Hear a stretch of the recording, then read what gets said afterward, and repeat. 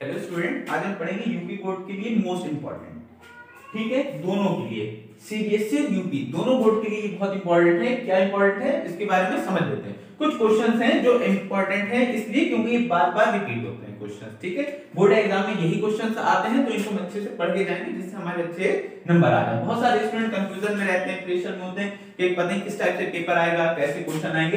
तो कुछ ये क्वेश्चन है जो हर साल रिपीट होते हैं, तो हम अगर ऐसे क्वेश्चन को अच्छे से पढ़ के चल जाएं तो हमारे 70 प्लस नंबर आएंगे। ठीक है, किस टाइप से तो समझ लेते हैं। देखिए, ऋतिकाल, भारतेंदु युग, द्विवेदी युग, छायावादी युग के दो कवियों और दो रचनाओं के नाम इस तरीके से लिखने के लिए वहां पर आएगा। कहेंगे या तो भारतेंदु युग या फिर द्विवेदी युग, ऋतिकाल, इनमें से किसी एक के कह देंगे कि दो कवियों और दो रचनाओं के उनके नाम लिखिए। ठीक है, तो इसको हम अच्छे से तैयार करके चल जाएंगे। उसके बाद बहुत इंपॉर्टेंट है रस के बारे में पूछते हैं। कहते हैं हास्य रस, करुण रस, वीर रस और श्रृंगार रस की परिभाषा उदाहरण सहित लिखिए। ठीक है, तो हमें इसकी परिभाषा भी पता होना चाहिए और साथ में इसका उदाहरण भी पता होना चाहिए। तो हम इसको अच्छे से पढ़ के जाएंगे क्योंकि ये बोर्ड एग्जाम में पूछा जाता है। फिर उसके बाद है अलंकार के बारे में जरूर पूछा जाता है। उपमा अलंकार, रूपक अलंकार और उत्प्रेक्षा अलंकार, इसके बारे में लिखने के लिए आता है कि उपमा, रूपक और उत्प्रेक्षा अलंकार में और क्या ऑप्शन होता है, इनमें से किसी एक को हमें लिखना होता है, उनकी परिभाषा लिखना होती है, साथ में उसका उदाहरण भी लिखना होता है ना। उदाहरण सहित उपमा अलंकार की परिभाषा लिखिए, इस तरीके से क्वेश्चन आएगा।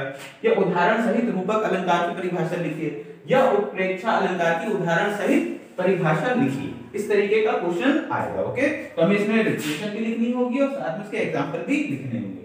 उसके बाद है सोरठा तथा रोला की परिभाषा उदाहरण सहित लिखिए। ठीक है, इसमें मात्राएं गलत नहीं, 11 11 13 13 मात्राएं, उसके बारे में डिटेल में आपको बता दिया जाएगा। पहले समझ लेते हैं, सोरठा और रोला की परिभाषा लिख के आइए, साथ में उसका उदाहरण भी लिखने के लिए आएगा। ओके, तो इस क्वेश्चन को भी अच्छे से तैयार करके चल जाएंगे। फिर 2 मार्क्स के आते हैं ये उपसर्ग और प्रत्यय।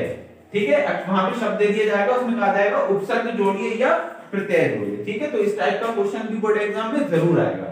फिर उसके बाद समास के बारे में पूछा जाता है, द्वंद्व समास और द्विगु समास। इसमें अक्षर होते हैं और उनको ऐड करके लिखना होता है, जैसे आप संधि एक तरीके से कह देते हैं तो ये वही होती है समास। इसमें थोड़ा सा डिफरेंट हो जाता है, आप इसको मॉडल पेपर में देखेंगे और ये अच्छे से तैयार हो जाएगा। फिर उसके बाद है तत्सम शब्द और तद्भव शब्द, ये भी 2 मार्क्स के बोर्ड एग्जाम में आते हैं, तो हम इनको भी अच्छे से पढ़कर जाएंगे। ठीक है, ये भी मॉडल पेपर में लिखे हुए हैं, आप इनको अच्छे से रीड कर सकते हैं। ओके, उसके बाद 8 नंबर पर है पर्यायवाची शब्द। देखिए, ये भी बोर्ड एग्जाम में आता है लिखने के लिए कि पर्यायवाची शब्द लिखिए। वो अपने 2-3 अक्षर दे देंगे, जैसे पुत्र, सूर्य, पृथ्वी, इस तरीके से आपको उनका पर्यायवाची शब्द लिखना होगा। ठीक है, पर्यायवाची शब्द का मतलब होता है एक से ज्यादा जिसके मीनिंग हो। ठीक है, उन्हें हम पर्यायवाची कह देते हैं। और संधि और धातु रूप भी आएगा लिखने के लिए, संधि विच्छेद लिखने के लिए आएगा और धातु रूप आएगा, यानी वहां पे 2 अक्षर होंगे, उन्हें आपको ऐड करके लिखना होगा या एक अक्षर को 2 टाइप से क्या कर देना होगा, ब्रेक कर देना होगा, उसे हम संधि कह देते हैं। 2 अक्षरों को मिला के लिखना। ठीक है, ये वहां पे एक अक्षर लिखा होगा इस तरीके से विद्यालय। ठीक है, यू, तो वहां पर आपको ऐसे लिखना होगा विद्या प्लस आलय। ठीक है, वहां पे ऐसे करके ऑप्शन में भी दे देते कि विद्यालय का सही संधि विच्छेद क्या है, तो वहां पे 4 ऑप्शन होंगे जिसमें से ये वाला ऑप्शन सही होगा। ठीक है, जब आप इसे मॉडल में देखेंगे तो उसमें आपको बिल्कुल सही ऑप्शन मिल जाएगा। ओके, इस टाइप से और भी एग्जांपल हैं जो इसमें आते हैं, आप मॉडल पेपर में भी इसको रीड कर सकते हैं, पढ़ सकते हैं। ठीक है, उसके बाद आता है मित्रता, ममता, भारतीय संस्कृति, अजंता। देखिए, ये बहुत इंपॉर्टेंट पार्ट है, अगर हम इनको अच्छे से पढ़ लें तो हम इनके पार्ट के लेखकों के नाम तथा संदर्भ प्रसंग व्याख्या हम अच्छे से लिख सकते हैं। और ये हर बार आते ही इन 4 में से ही कोई एक क्वेश्चन क्या कर देते हैं, वो रिपीट कर देते हैं, यानी इनमें से किसी एक पार्ट की वो संदर्भ प्रसंग व्याख्या लिखने के लिए दे देंगे और लिख देंगे रेखांकित भाग की संदर्भ सहित व्याख्या कीजिए। तो ममता, मित्रता और भारतीय संस्कृति और अजंता, ये 4 इंपॉर्टेंट पार्ट है, इसको हम अच्छे से पढ़कर चले जाएंगे। तो इनके लेखकों के नाम भी हमें याद कर लेना है जिससे कि हम इनकी संदर्भ प्रसंग और व्याख्या अच्छे से लिख सकते हैं। ओके, फिर 10th नंबर पर आता है सूरदास, तुलसीदास, बिहारी लाल और महादेवी वर्मा के दोहे। ठीक है, तथा संदर्भ सहित व्याख्या कीजिए, यानी इनके दोहे भी आएंगे और साथ में उनको हमें क्या करना होगा, पढ़ के समझना होगा, फिर उनकी संदर्भ सहित व्याख्या भी करना होगी। पहली बार तो हमें दोहा पहचानना होगा कि ये दोहा सूरदास का है, तुलसीदास का है, बिहारी लाल का है, महादेवी वर्मा का। ठीक है, ये 4 बहुत इंपॉर्टेंट कवि हैं, इनके हम दोहे को पढ़ के चले जाएंगे जिससे हमें उनका मीनिंग पता चल जाए, ताकि जब लिखने के लिए आए तो हम संदर्भ सहित इसको लिख सकें। ठीक है, उसके बाद है जीवन परिचय लिखने के लिए आता है। देखिए, ये भी बहुत इंपॉर्टेंट है, आचार्य रामचंद्र शुक्ल, जयशंकर प्रसाद, सूरदास, तुलसीदास का जीवन परिचय लिखिए। यानी ये इनमें से ये 4 मार्क ऐसे इंपॉर्टेंट है जो हर बार उनका जीवन परिचय लिखने के लिए आता है, इनका इंट्रोडक्शन लिखने के लिए आता है। तो हम इसको भी अच्छे से तैयार करके चल जाएंगे। आचार्य रामचंद्र शुक्ल, जयशंकर प्रसाद, सूरदास, तुलसीदास का जीवन परिचय लिखिए। देखिए हर बार बोर्ड एग्जाम में रिपीट होता है, तो मैंने अच्छे से पढ़ लेना। ये 6 मार्क्स, 8 मार्क्स, 10 मार्क्स इस तरीके से ज्यादा नंबर में पूछा जाता है, तो मैंने अच्छे से पढ़ के चले जाएंगे, तो इसमें हमें ज्यादा मार्क्स मिल जाएंगे। ठीक है, उसके बाद है वाराणसी वीरा वीरण पूज्यते,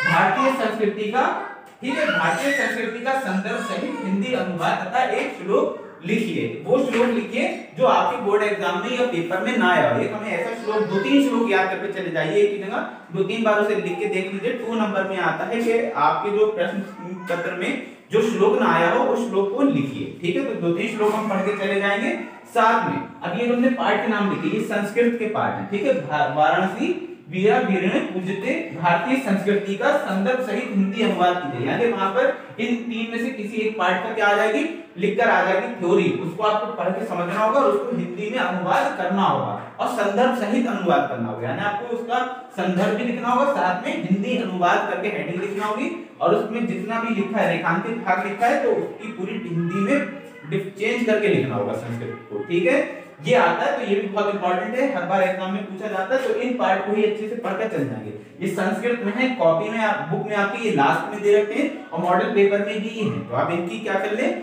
हिंदी अनुवाद एक बार अच्छे से पढ़ लें। ठीक है, एक बार लिखकर भी देख लें। फिर खंड काव्य, देखिए ये हर बार पूछा जाता है, ये अलग उत्तर प्रदेश के अलग अलग शहरों में अलग अलग हमें खंड काव्य लिखना होता है।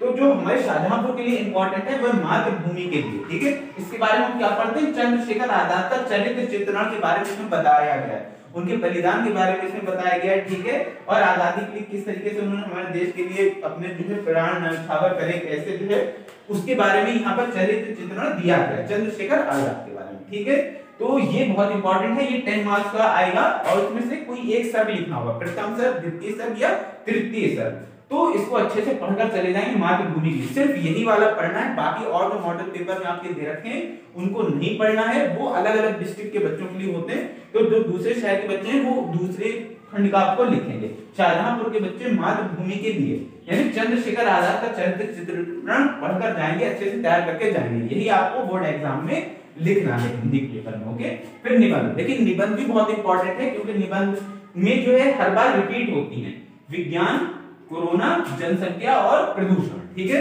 इन 4 में से कोई एक हर साल रिपीट होता रहता है, तो आपको इन 4 को ही पढ़कर चले जाना है। या तो वहां पर वो लिख देंगे कि निबंध लिखिए विज्ञान का अभिशाप, विज्ञान वरदान और अभिशाप।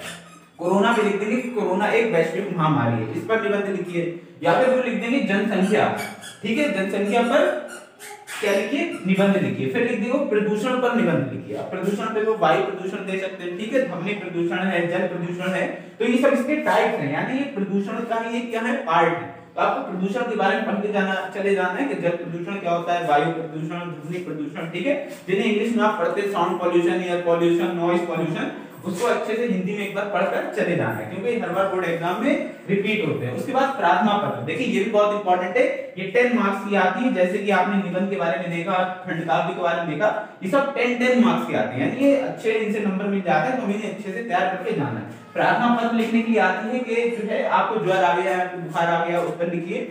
या फिर प्रार्थना पत्र आ सकती है कि आपके गले में गड्ढे वगैरह बहुत हो गए हैं, उसके लिए निबंध लिखिए। ठीक है, उसके लिए जो प्रार्थना पत्र लिखिए। और जो है कहीं मैरिज है, फंक्शन है, इस टाइप के लिए जो है प्रार्थना पत्र लिखने के लिए आता है, तो प्रार्थना पत्र को हम अच्छे से तैयार कर लेंगे, लिख लेंगे। ठीक है, एक बात याद रखिए कि जब हम एग्जाम में प्रार्थना पत्र लिखेंगे तो वहां पर हम अपना नाम नहीं लिखेंगे। ठीक है, बोर्ड एग्जाम में जब हम एप्लीकेशन लिखते हैं, प्रार्थना पत्र लिखते हैं, तो वहां पर हमें अपना नाम नहीं लिखना होता है। ओके, तो आई होप आपको समझ में आया होगा, ये सब बहुत इंपॉर्टेंट है और समझ लीजिए यही एग्जाम में इस टाइप से ही क्वेश्चन दिए हुए होंगे। और ये इसलिए इंपॉर्टेंट है क्योंकि हर साल रिपीट होते हैं, इनकी प्रोबेबिलिटी है, चांस है कि इस साल भी यही पूछे जाएंगे। ठीक है, इसमें कुछ चेंज हो सकता है, जैसे उपमा अलंकार है तो उपमा अलंकार ना पूछिए, वो पूछ ली कि रूपक अलंकार की उदाहरण सहित परिभाषा लिखिए। लेकिन ये तीनों इसलिए लिखवा दी गई क्योंकि इन तीनों में से कोई भी एक पूछा जा सकता है।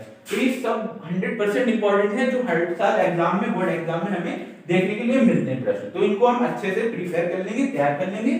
कोई आपको क्वेश्चन हो, कोई डाउट हो तो कमेंट बॉक्स में पूछ सकते हैं। ओके, और इससे रिलेटेड कुछ सॉल्यूशन चाहिए तो आप उसके लिए भी सजेस्ट करें, इस पर वीडियो अपलोड कर दी जाएगी। ओके, और ये समझ लीजिए कि आपको इसको अच्छे से पढ़ाई कर लेनी है। देखिए वो स्टूडेंट